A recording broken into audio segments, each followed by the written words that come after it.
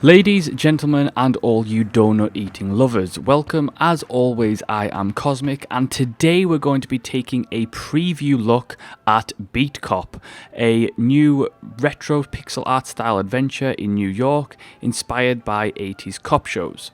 The game is being developed by Pixel Crow and published by This War of Mine's creators, 11-Bit Studios. Beat Cop places you in the role of a former detective, Jack Kelly, who's been demoted to a regular uniformed street cop after being framed for a crime he did not commit. His new colleagues and boss don't like him, his ex-wife tries to squeeze every last penny from him, and no one seems to care about finding the truth except him. Jack's new beat is in the middle of Brooklyn amidst rampant theft, mafia control, and of course unruly parking violations. As a beat cop once more, Jack has to meet his ticket quotas each day, help the locals fight crime, and investigate his own issues. What first struck me about Beat Cop is how well they have created an aesthetic that looks and feels very 80s. Anyone who loved 80s cop shows will enjoy the visual pixel art style, the dialogue, and the music especially. Beat Cop all takes place on one single block street as you were in the middle of Brooklyn, and the way that the game has divided itself up in terms of levels is by days. So each day you conduct a shift as Jack on the streets, and then when the day is over you clock off and the next day begins. Each new day will start with a briefing with the other street cops and their police chief, and you'll be given your quotas for the day, what targets you have to meet, and then of course you also have to, not on top of meeting your target, you also have to fight crime and you have to investigate your own problems. So it gets progressively harder as time goes by. What enforces the difficulty in the game is its mechanics on a street level. So Jack has stamina. Now you can only sprint for a certain distance before your stamina bar runs out. If you don't eat and drink,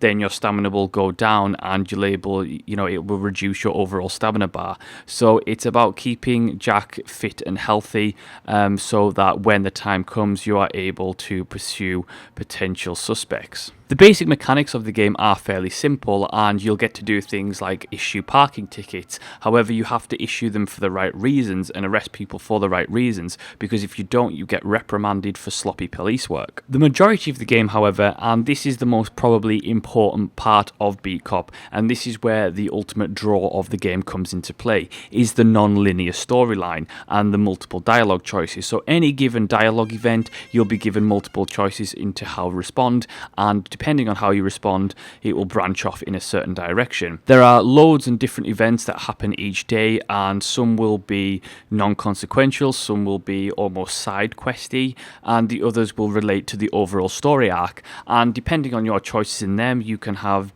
different consequences.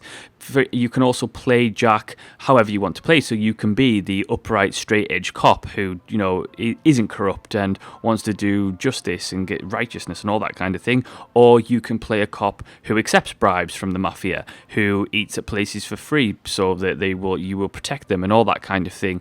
And the best part of this game thus far in the preview build is the multiple dialogue choices and the multiple choices that you can make which do have consequences. Now, while the basic mechanics of police work in terms of, arresting people who thieve or issuing parking tickets is very like Papers, Please in a certain sense, that it's very monotonous in that kind of regard, and it is fun at the start, it ultimately does kind of get repetitive. So that's where ultimately the story and the dialogue and the humour embedded within the game, and which is throughout the game, which can be hilariously funny, is where the game shines and ultimately gives you a reason to keep playing. Preview build itself was fairly expansive, and I think that this is definitely going to be a game where if you do not like dialogue and you do not care about narratives and storylines, then this game probably won't be for you ultimately in the end in terms of longevity. However, if you don't mind reading lots of text and lots of dialogue, and to be honest, the game is fairly well written thus far from what I've seen,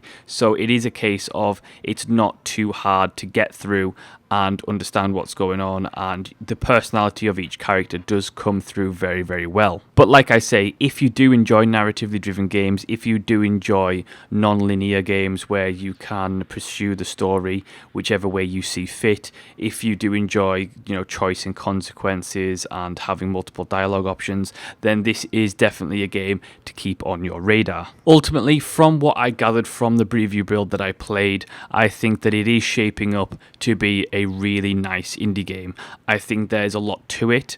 I like the narrative side of things. I like the non-linear storyline that I can pursue in it whichever way I want. I like that there's multiple choices and multiple consequences and ultimately multiple endings.